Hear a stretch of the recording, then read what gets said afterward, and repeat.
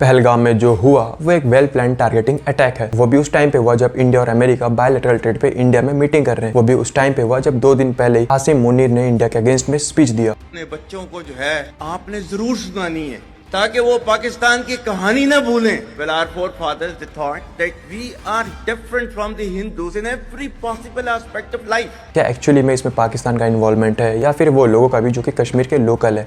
क्या ये पॉसिबल था बिना लोकल के सपोर्ट के? और क्यों टाइम टू टाइम ऐसे केसेस पर्टिकुलरली कश्मीर से ही आते हैं जहाँ पर सिर्फ हिंदू कम्युनिटी को ही टारगेट किया जाता है? जब हिंदू वहाँ पर दोबारा बसने की ट्राई भी करता है तो उसे वहाँ के लोकल्स ही विरोध करते हैं। क्या कश्मीरी मुस्लिम सिर्फ टूरिज्म के लिए हिंदुओं को स्वागत करते हैं? इस अटैक के बाद कैसे लेफ्टिस्ट ग्रुप आ चुकी है इन टेररिस्ट को इनोसेंट साबित करने के लिए, जिन्हें वैसे तो हिंदुत्व आतंकवादी लगते हैं बट इन इवेंट्स को ऐसे इग्नोर करते हैं जैसे सलमान खान अब अच्छे मूवीज को इग्नोर करता है। हम ये भी जानेंगे इस अटैक के बाद मोदी जी के एक्शन लेंगे पाकिस्तान के ऊपर, क्या और एक सर्जिकल स्ट्राइक इंडिया यहाँ पर अंजाम देगा या इस बार इंडियन एजेंसी कुछ ऐसे स्ट्रेटेजी को अंजाम देंगे जो कि पाकिस्तान को हमेशा के लिए याद रहने वाले। हम ये भी देखेंगे कि इस अटैक को वर्ल्ड लीडर्स किस नजर से देखते हैं, क्या यहाँ पर वो इंडिया के साथ में या फिर पाकिस्तान के सपोर्ट में, और खास करके मुस्लिम वर्ल्ड्स। तो समझते हैं इस एपिसोड में।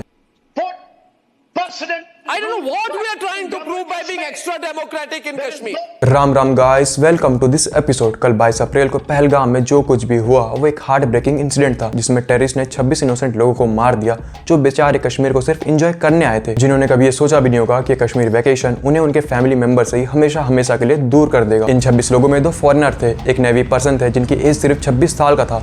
6 दिन पहले इनकी शादी हुई थी, जिनके सामने एक अच्छा खासा करियर और एक अच्छी लाइफ थी जिसे इन पीसफुल बॉयज ने छीन लिया। आज पूरे इंडिया में लोगों के बीच काफी ज्यादा गुस्सा है। जिस तरीके से वो लोग रो रहे थे, वो विक्टिम्स रो रहे थे, वो काफी दर्दनाक था। भगवान उन्हें हिम्मत दे जिन पीसफुल्स ने उन लोगों को सिर्फ उनके धर्म पूछकर उन्हें गोली मारा, जिन पर उन्हें शक था कि मुस्लिम नहीं है। कलमा पढ़ाकर उन आतंकवादियों ने पहले देखा कि मुस्लिम है या फिर नहीं है, और हिंदू होने पर ही उन्हें गोली मारा गया। और मेनली जो ऑलमोस्ट लोग मरे वो हिंदू ही मरे। आज देखिए ऐसे लोग चुप हैं जो कि हिंदुओं को संगी कहते थे सिर्फ इसलिए क्योंकि हिंदू यहाँ पर दुकान देखकर नाम पूछकर सामान खरीद रहा था। वो लेफ्टिस्ट आज खामोश हैं और इस बात को झुटलाने में लगे हैं कि मुस्लिम टेररिस्ट ने धर्म देखकर पेंट उतरवाकर लोगों को पहले खतना चेक किया और उसके बाद मुस्लिम ना होने पर उन्हें गोली मार दिया। दुर्राठी जैसे लेफ्टिस्ट है जो कि कहा करते थे कि कश्मीरी फाइल मूवी तो प्रोपेगेंडा है, ऐसा कुछ भी नहीं हुआ था 1990 में। ऐसे लेफ्टिस्ट आज इस बात को डाइजेस्ट नहीं कर पाएंगे जो कि आज कश्मीर वैली में हुआ, जिसे पूरे दुनिया ने सोशल मीडिया पे देखा। अगर आप ये सोच रहे हो कि लेफ्टिस्ट यहाँ पर मुस्लिम अटैक को कंडेम करेंगे तो आप गलत सोच रहे हो। ये लोग कंडेम तो करेंगे बट उसमें भी हिंदुओं की गलती निकाल देंगे, कहेंगे कि ये तो हिंदुओं की वजह से हुआ। जैसे कि देख लीजिए सोनिया गांधी जी के दामाद जी को। You know, in our country, we see that this government will try and show that, talk about Hindutva, and the minorities feel uncomfortable, and they feel troubled when you have a survey on Robert Vadra जो कि इस attack को भी हिंदुत्व से जोड़ रहे हैं। ये तो वही लॉजिक हो गया कि इजरायली यहाँ पर गलत है क्योंकि वो अपनी सेफ्टी की बातें कर रहे हैं। ऐसे माइंडसेट के ये सिर्फ अकेले नहीं है जो कि हिंदुत्व को आतंकवादी कहते हैं। राहुल गांधी, रवीश कुमार, इम्तियाज मुफ्ती जो कि हिंदुत्व को तो आतंकवादी कह देते हैं बट मुस्लिम टेररिज्म के ऊपर ये मिस्टर इंडिया बन जाते हैं। जबकि पहलगाम के इस अटैक को कराने वाला पाकिस्तानी बेस एक ऑर्गेनाइजेशन लश्कर-ए-तोयबा जिसे ऑपरेट करता है हाफिज सईद, इसका एक छोटा सा ग्रुप है TRF। इस टेररिस्ट ग्रुप ने इस अटैक को अंजाम दिया और बाद में सोशल मीडिया पर माना कि उसी ने ही इस अटैक को अंजाम दिया था। पर हमारे देश के लेफ्टिस्ट मानने को तैयार नहीं कि इस अटैक को मुस्लिम ने कराया, जबकि वो लोग चिक चिक कह रहे हैं कि हाँ हम मुस्लिम हैं और हम ही ने इस अटैक को अंजाम दिया। बट हमारे देश के सेकुलर्स फिर भी इसे हिंदुत्व और RSS का एजेंडा बनाने में लगे हैं। वैसे जो TRF है ये 5 अगस्त 2019 में 370 आर्टिकल के एब्रोगेशन के बाद कश्मीर से खत्म हो चुका था, बट इस अटैक के बाद उसका दोबारा रिएक्टिव होने के सबूत मिल चुके हैं। इसलिए इंडिया ने पाकिस्तान से इंडस रिवर ट्रीटी को खत्म कर दिया। पाकिस्तानी जो यहाँ पर इंडिया में आया करते थे ट्रीटमेंट के नाम पर, अब उन्हें यहाँ पर वीजा नहीं मिलेगा। पाकिस्तानी एम्बेसी जो कि इंडिया में मौजूद थी उन्हें यहाँ पर जल्दी से जल्दी भगाया जा रहा है। 2019 के पुलवामा अटैक के बाद ये दूसरा ऐसा अटैक रहा जिसमें मिलिटेंट्स को पाकिस्तान का सपोर्ट रहा। पर क्या इसे सिर्फ पाकिस्तान का अटैक कहना सही होगा? वो कश्मीरी वैली जहां पर 370 आर्टिकल के एब्रोगेशन के बाद 99% मिलिटेंट्स केस यहां पर खत्म हो चुके थे, वो दोबारा यहां पर पनपने कैसे लगे? जबकि अभी हफ्ते भर पहले अमित शाह ने क्लेम किया था कि जम्मू कश्मीर से टेरर इकोनॉमी पूरी तरीके से खत्म हो चुका है,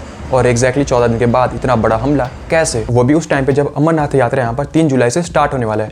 हिंदू फेस्टिवल के पहले इतना बड़ा अटैक, इसे समझने के लिए हमें पास्ट के कुछ रिकॉर्ड्स को देखना पड़ेगा। मार्च 21, 2000 सिख कम्युनिटी के 36 लोगों को मार दिया गया। अगस्त 2000 30 लोगों को मार दिया गया including dozens of Amarnath pilgrims. जुलाई 2001 13 अमरनाथ पिलग्रिम्स को शेषनाग बेस कैंप के पास मार दिया गया। 2001 अक्टूबर 1 तारीख जम्मू एंड कश्मीर के असेंबली के सामने एक कार ब्लास्ट किया जाता है जिसमें 36 लोग मारे गए। 2002 11 अमरनाथ यात्रियों को मार दिया गया। 23 नवंबर 2002 कुछ सोल्जर्स और सिविलियंस को मार दिया गया। ये लिस्ट वैसे काफी बड़ा है, इसमें अगर आप नोटिस करो तो आपको दिखेगा कि महीनों में कई बड़े अटैक्स होते रहे यहाँ पर जम्मू एंड कश्मीर में। पर 370 आर्टिकल्स के एब्रोगेशन के बाद मिलिटेंट अटैक यहाँ पर कम हो गए, बॉम्ब ब्लास्ट के केसेस यहाँ पर 99% तक कम हो गए थे। कश्मीरी यूथ यहाँ पर मिलिटेंट ग्रुप्स को ज्वाइन करना कम कर देता है, बट वहीं पे सीज फायर का केसेस पाकिस्तान की तरफ से और ज्यादा बढ़ जाते हैं। 2018 में जहाँ पर सीज फायर के केसेस 2140 थे, तो वहीं पे 2019 में ये बढ़कर हो गए 3480 तक, विच मीन्स यहाँ पर पाकिस्तान क्रॉस बॉर्डरिंग करके मिलिटेंट्स को इंडिया में भेज नहीं पा रहा था, तो वो अपना फ्रस्ट्रेशन यहाँ पर सीज फायर करके ही दिखा रहा था। बट 2019 के बाद आज 2025 में उन्हें ये मौका मिल गया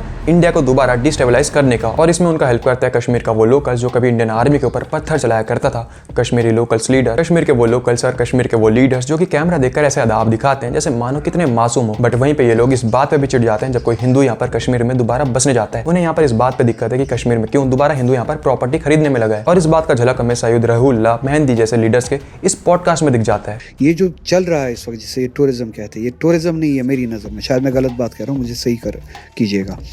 मेरी नज़र में ये कल्चरल इन्वेजन हो रहा है by purpose and by design. Particular set of people वहाँ पे लाए जाते हैं, ऑन पर्पस लाए जाते हैं, बाय डिज़ाइन लाए जाते हैं, पर्टिकुलर एक्टिविटीज़ के लिए लाए जाते हैं, वो पर्टिकुलर एक्टिविटीज़ कराई जाती है वहाँ पे। एक कल्चरल इन्वेजन। जिन्हें यहाँ पर प्रॉब्लम है हिंदू यहाँ पर जब कश्मीर में बसने जाता है, बट इन्हें यहाँ पर दिक्कत तब नहीं होता जब हिंदू यहाँ पर टूरिस्ट बन के आता है, पैसे लेकर आता है। यासीन मलिक जैसा माइंडसेट इनका आज भी है जो शायद कभी चेंज हो। इन्हें चाहे आप कितना भी डेवलपमेंट दे दो, ये फिर भी मोदी को गाली देंगे। जो आज पहलगाम के अटैक के बाद कैमरा में हंस रहे हैं, उन्हें यहाँ पर दिक्कत इस बात पे नहीं है कि लोग यहाँ पर मर गए, उन्हें यहाँ पर दिक्कत इस बात पे है कि उनका टूरिज्म खत्म हो जाएगा। मेरा नाम उमर है, पहलगाम में इस वक्त हूँ, परेशानी की हालत में हूँ। अंदाज़ा नहीं कितना परेशान है हम, कितना नुकसान हुआ, ये सब के लिए नुकसान है। पहले इंसानी जो जाने चले गई, इनका बड़ा दुख है हमें। हम खुद परेशान हैं, हमें समझ में नहीं आ रहा है हम कहाँ पे हैं। हमारे गेस्ट भी परेशान हैं, हम भी परेशान हैं। हाँ, तो गलत हुआ, ऐसा नहीं होना चाहिए था। गलत हुआ, बहुत गलत हुआ। और इतने कॉन्फिडेंट में मैं ये बात इसलिए कह पा रहा हूँ क्योंकि आज से 1.5 साल पहले जब कश्मीर में इलेक्शन होने वाले थे, तो रिपोर्टर जाकर वहाँ पे ग्राउंड लेवल पे इन लोगों से पूछताछ करती है, तो ऐसे लोगों के इन लोगों के कुछ ऐसे एटीट्यूड्स थे। किसी मुद्दे पे बात नहीं कर सकते। मैं ना पार्टी के बारे में पूछ रही हूँ, ना पॉलिटिक्स के बारे में पूछ रही हूँ। आपका नाम क्या है? मेरा नाम है मोहम्मद साक। मोहम्मद साक। मैं मोहम्मद साक की जिंदगी के बारे में पूछ रही हूँ, आपकी जिंदगी के बारे में पूछ रही हूँ, आपके बच्चे की जिंदगी के बारे में पूछ रही हूँ। ये कैसे सुधरी है इन सालों में, ये मैं पूछना चाहती हूँ। हमारा एक यहाँ इशू था, हमारे आर्टिकल था यहाँ, हमारी ज़िंदगी अलग रहती थी, हमारा कानून अलग था।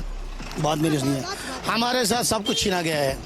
अब बात रही ज़िंदगी की, वो हम जाने और ऊपर वाला जाने कैसे हम गुजारते हैं। इन्हें चाहे आप कितनी भी डेवलपमेंट दे दो, पर इनकी जो माइंडसेट है शायद आप कभी इन्हें चेंज कर पाओ। उसी रिपोर्टर को इन्होंने एक बात कहा था कि कश्मीर में कुछ बड़ा होने वाला है, जैसे इन्हें पता हो कि क्या होने वाला है। आप लोगों को पता है, जब मैं कश्मीर में ग्राउंड रिपोर्टिंग करने गई थी, आप लोगों ने देखी है मेरी ग्राउंड रिपोर्टिंग, तो मुझे एक बात वहाँ के हर व्यक्ति कहते थे, जितने भी लोगों से मैंने बातचीत की, उन्होंने मुझे कहा था कि कश्मीर के अंदर ये जो आपको शांति दिख रही है, ये एक बड़े तूफान की तरफ इशारा करती है। उन्होंने मुझे कहा था कि कश्मीर को ठीक आप वैसे ही समझिए कि जैसे स्प्रिंग के ऊपर कश्मीर को रखा गया है। अभी प्रेशर के साथ आप इसको दबा तो सकते हैं, लेकिन जैसे ही आप स्प्रिंग हटाएंगे, वैसे ही फुल प्रेशर के साथ कश्मीर में उछाल आएगा। ये वो माइंडसेट है जो कि यासीन मलिक जैसे लोगों को जन्म देता है। वो यासीन मलिक जिसने 1990 में हिंदू जेनोसाइड किया था, जिसे कांग्रेस गवर्नमेंट सम्मानित भी करता है। इन्हीं कांग्रेसियों के लॉजिक के हिसाब से वो तो समाज सुधारक था, वो तो गरीब टीचर का एक बेटा था और एक भटका हुआ युवा था। बट वहीं पे हिंदुओं के लिए, आरएसएस के लिए इन कांग्रेसियों के पास एनी टाइम बुक रेडी रहता है हिंदुओं को आतंकवादी डिक्लेयर करने के लिए। और यहाँ पर मैं कश्मीर के लोकल मुस्लिम के अगेंस्ट बिल्कुल नहीं हूँ। यहाँ पर आप देखिए कि एक पर्सन थे जिन्होंने यहाँ पर अपनी जान दे दी सिर्फ टूरिस्ट को बचाने के लिए, तो इनकी यहाँ पर मैं रेस्पेक्ट करता हूँ। वो एक सच्चे इंडियन है और एक सच्चे मुस्लिम है। मैं भगवान से भी प्रे करूंगा कि उनकी आत्मा को यहाँ पर शांति मिले। बट प्रॉब्लम यहाँ पर राइज तब होता है जब लेफ्टिस्ट ग्रुप यहाँ पर उनके नाम को, ऐसे लोगों के नाम को यूज करते हुए ये दिखाते हैं कि देखो यहाँ पर मुस्लिम ने तो हिंदू की जान बचाई। ये सिर्फ इसी बात को हाईलाइट करेंगे, बट उन 26 लोगों की आइडेंटिटी को नहीं बताएंगे जिन्हें सिर्फ इसलिए मार दिया गया क्योंकि वो हिंदू थे। और इस बात पे ये चुप हो जाएंगे और कहेंगे कि आतंकवादी का कोई धर्म नहीं होता। बट इन लेफ्टिस्ट के साथ यही तो प्रॉब्लम है कि वो उसी कश्मीर के एक पर्सन के लिए नहीं बोलेंगे जो कि पास्ट में एक पत्थरबाज रह चुके हैं, जिन्होंने ओपनली आकर कैमरा में इस बात को एक्सेप्ट भी किया और मोदी जी की तारीफ भी किया। बट इसी तारीफ की वजह से उन्हीं के लोगों ने उन्हीं की जान ले ली। तो ये एक टेररिज्म नहीं है तो और क्या है? ये एक आइडियोलॉजिकल वॉर नहीं है तो ये क्या है? और एक दूसरे रिलीजन के लिए हेट नहीं है तो ये क्या है? जिसे शायद हम नहीं समझ पा रहे हैं, बट अमेरिका और इजराइल जैसी कंट्री है जो कि अच्छे तरीके से समझ रही है। इसलिए तो आप देखिए कि इजराइल यहाँ पर इन ज़ॉम्बियों से डेकेड से लड़ते आ रहा है। Do you think Islam is at war with the West? I think Islam hates us. There's something there that there's a tremendous hatred there. There's a tremendous hatred. We have to get to the bottom of it. There is an unbelievable hatred of us. American president जो कि openly इस्लाम की reality को लोगों के सामने में लाते हैं, but हम लोग शायद पाकिस्तान को सीताराम मूवी के वो कैरेक्टर समझ बैठे हैं जो कि पाकिस्तान आर्मी जनरल है, जिसे यहाँ पर इंडिया से वॉर चाहिए नहीं। वो बहुत ही काइंड हार्टेड पर्सन है, बट मूवी वर्ल्ड के बाहर रियल वर्ल्ड में इस्लाम की डेफिनेशंस कुछ और ही है, जिसे ट्रम्प यहाँ पर अच्छी तरीके से जानते हैं। इसलिए तो देखिए वो फ्री प्लास्टिक सपोर्ट करने वालों को अमेरिका से पहली फुर्सत से डिपोर्ट कर रहे हैं। हम इंडियंस और इंडियन गवर्नमेंट के लिए बहुत ही जरूरी हो चुका है कि जैसे डिस्टर्बेंस यहाँ पर पाकिस्तान इंडिया में क्रिएट करता है, ठीक ऐसे इंडिया यहाँ पर पाकिस्तान में भी डिस्टर्बेंस को क्रिएट करे और पीओके को दोबारा इंडिया में शामिल करे, क्योंकि पाकिस्तान वो खच्चर है जिसके ऊपर सर्जिकल स्ट्राइक से कुछ नहीं होने वाला है। उसे कुछ फर्क नहीं पड़ेगा, उसे उसी की भाषा में जवाब देना बहुत ही जरूरी है। जैसे कि इंडिया के पास अभी बहुत अच्छा अपॉर्चुनिटी है जहाँ पर पाकिस्तान यहाँ पर अफगानिस्तान के साथ जूझा हुआ है। पाकिस्तान में रहने वाले पश्तून जो कि पाकिस्तान से अभी अलग होना चाहते हैं, बलूचिस्तान जो कि शुरुआत से यहाँ पर पाकिस्तान से अलग होना चाहता था और टाइम टू टाइम बलूचिस्तान में यहाँ पर पाकिस्तान के अगेंस्ट में आवाज उठती रहती है। जिन बलोचों ने अभी रिसेंटली पाकिस्तान के जफर एक्सप्रेस ट्रेन को हेलोजेक कर लिया था, जिनको आज वैसे भी इंडिया से उम्मीद है और इन्हें सपोर्ट कर इंडिया यहाँ पर पाकिस्तान को एक अच्छा सबक सिखा सकता है, क्योंकि जब तक पाकिस्तान यहाँ पर टूटेगा नहीं तब तक वो सुधरेगा नहीं। और ऐसा होने के भी चांसेस अभी बढ़ चुके हैं, क्योंकि नेशनल सिक्योरिटी के एडवाइजर अजीत डोभाल ने भी कुछ ऐसा स्टेटमेंट दिया है। इसके बाद आप देखिए कि पूरे वर्ल्ड में वर्ल्ड लीडर्स आज इंडिया के सपोर्ट में, इस पहलगाम के अटैक के बाद वो लीडर जो कि कभी ओपनली इंडिया के सपोर्ट में आते नहीं थे या फिर पाकिस्तान को सपोर्ट करते थे, आज वो इंडिया के साथ में, जैसे कि Putin, Donald Trump, Israeli leader, Italy की पीएम और बहुत सारे ऐसे कंट्रीज जैसे कि Islamic world, even crown Prince भी आज इंडिया के सपोर्ट में, इंडिया के साथ है। और बहुत सारे मुस्लिम लीडर्स आज मानते हैं कि कश्मीर यहाँ पर शुरुआत से इंडिया का हिस्सा रहा है और वो आगे भी रहेगा। इसलिए आज इंडिया के पास एक बहुत अच्छा मौका है पाकिस्तान को सबक सिखाने के लिए, क्योंकि आज जब इतने सारे लीडर्स इंडिया के सपोर्ट में, तो इजिली यहाँ पर इंडिया पाकिस्तान को एक सबक सिखा ही सकता है। बाकी आप क्या सोचते हो इस टॉपिक के ऊपर मुझे कमेंट में जरूर बताओ। बाकी मैं मिलता हूँ आपको अगले वीडियो में, तब तक के लिए राम राम।